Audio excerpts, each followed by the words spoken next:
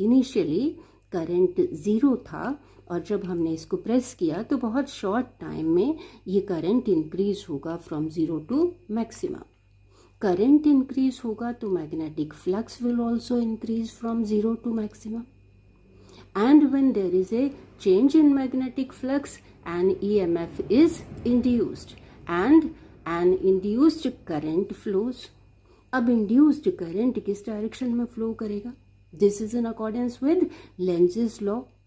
Induced current flow करेगा in such a direction so as to oppose the cause which produces it. Cause क्या है? Increase in current, increase in magnetic flux. तो cell current flow करेगा इस direction में और induced current flow करेगा in a direction opposite to cell current. क्यों? क्योंकि ये इंड्यूस्ड करंट है due to increase in current. So this will flow in such a direction so as to decrease the current. So this will flow in a direction opposite to cell current. So during make of the circuit, induced current will flow in a direction opposite to cell current.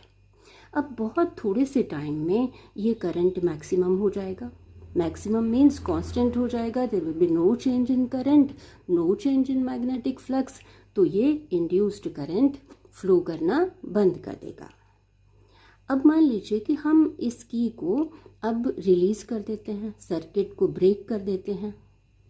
तो बहुत थोड़े से time में क्या होगा? Current will decrease from maximum to 0. Magnetic flux linked with the coil will also decrease from maximum to 0. So there is a change in magnetic flux. Again there will be induced EMF across the coil and induced current will flow. But this time induced current will flow in this direction. According to Lenz's law, direction of induced current is such as to oppose the cause which produces it. Cause क्या है? Decrease in current, decrease in magnetic flux.